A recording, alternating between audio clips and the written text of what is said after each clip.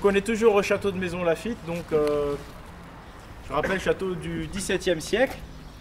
Et quand je vous parle d'Empire romain, qu'on ne me dise pas que c'est fini, etc. Nous sommes toujours sous l'effet de cette cabale d'origine romaine, je le crois.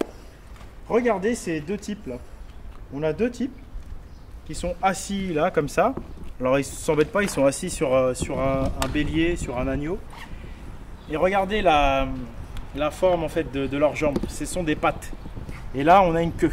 Donc en fait, on a deux personnes dont le derrière et les pattes, moi, me font penser à un loup.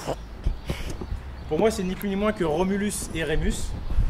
Donc les deux créateurs de Rome. Vous voyez, avec donc le derrière qui nous fait penser à la louve romaine. Et donc on a Romulus et Rémus, la louve romaine, qui sont assis, tranquilles, peinards, sur le bélier de Rame et sur l'agneau de Jésus. Je rappelle que la civilisation de Rame hyperboréen, c'est celle de l'agneau. Donc une civilisation équilibrée, où il n'y a aucun esclavage, où la connaissance est donnée à l'humanité. Jésus, pour moi, c'est la même chose, comme je vous le dis, pour moi, son message a été complètement déformé par Rome, justement. Et donc on a le bélier de Rame et l'agneau de Jésus qui servent de support à Romulus et Rémus, peinards. Et puis juste en dessous, donc on a l'œil Illuminati, là, le fameux œil d'Horus. Donc œil d'Horus à origine égyptienne encore, symbolise la connaissance, mais bon, vous voyez que la connaissance, elle est placée en dessous. La connaissance là que je partage avec vous, c'est pas eux qui vont vous la donner, quoi, ils se la gardent pour eux. Après, on va aller voir. Ah, coupe pas. On va aller voir les autres. Alors là, qu'est-ce qu'on nous raconte? Alors celui-là, on va le zapper parce que c'est pas le plus parlant. Là, tiens, celui-là, j'aime bien. Alors regardez là. Donc on a clairement une louve, ou un loup si vous voulez. Et puis pareil, juste en dessous, là, on a une gueule de sage. Moi, il me fait penser à un druide, ce type. Et donc, encore une fois, c'est le loup qui est par-dessus le druide, quoi. Le loup qui a défoncé les druides, quoi. C'est ce qui s'est passé. Les Romains, ils sont venus, c'était pour massacrer du druide, massacrer du celte, massacrer du gaulois. Donc celui-là, il est assez explicite, assez simple. Et puis, ici, ça c'est le must. Là, on voit que déjà, en pleine époque catholique, au XVIIe siècle, Isis était en fort belle position. On reconnaît donc ces cornes-là qui nous font penser effectivement à celles des pharaons.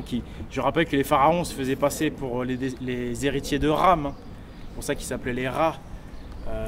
Rat avec un accent circonflexe. Je rappelle que l'accent circonflexe signifie qu'on a ôté une lettre, à savoir le M. Ram, Ramsès. Ramoïse, Ramoses, Ramsès. Donc celui qui a usurpé Rame pour se faire passer pour Dieu. Donc ici, c'est pas du tout un bélier, on voit bien, ça c'est juste l'usurpation égyptienne habituelle, le travestissement habituel, mais on voit bien que c'est très féminin comme animal. Donc ça, pour moi ça fait pas de doute, c'est Isis qui se retrouve donc en plein air catholique, soit disant que les catholiques persécutent Isis. Bon. Isis donc en fort bonne place sur un château catholique, par-dessus donc un lion. Alors le lion, c'est plutôt les mystères de Mitra, donc c'est plutôt en rapport avec l'Iran, l'Inde aryenne, qui, on le sait, est très proche en fait de la culture hyperboréenne et qui a été également adversaire de Rome, malheureusement adversaire vaincu. Donc on a bizarrement sur tous ces monuments toujours les symboles romains isiaques par-dessus les symboles hyperboréens, en l'occurrence là. On va dire indo-européen, mystère de Mitra, donc plutôt en rapport avec l'Iran, avec la Perse.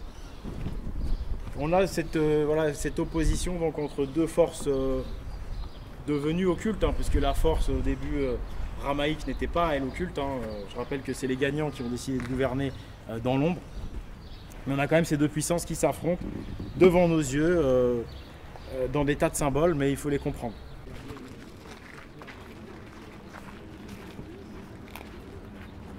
Ouais, quoique. Alors là, regardez les gars.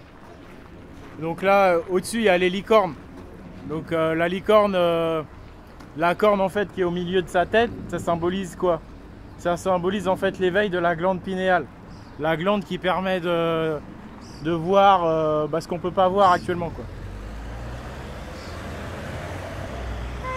Ici on a le serpent, enfin le double serpent, le caducée d'Hermès en fait.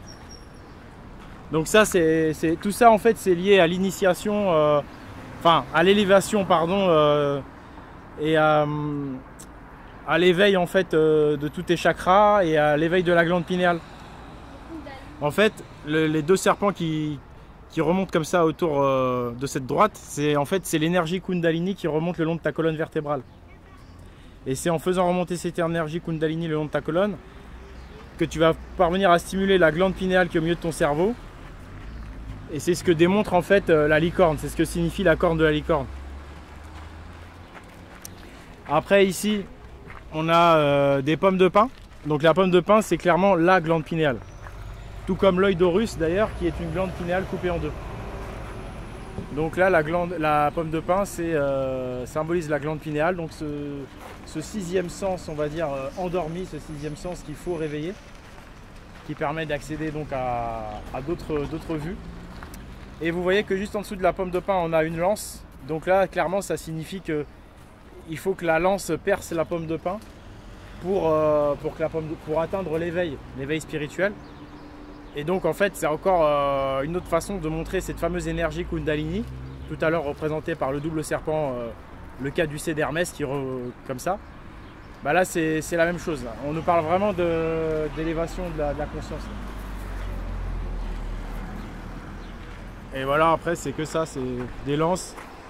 Donc les lances ça définit ce qui est en haut, quoi. Ça renvoie à tout ce qui est supérieur, tout ce qui est divin.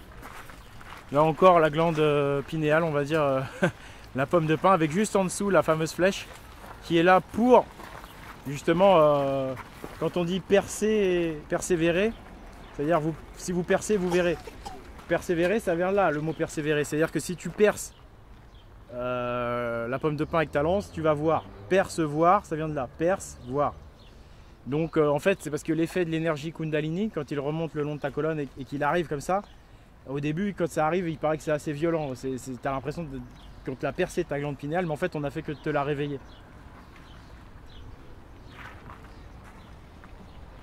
Voilà, voilà.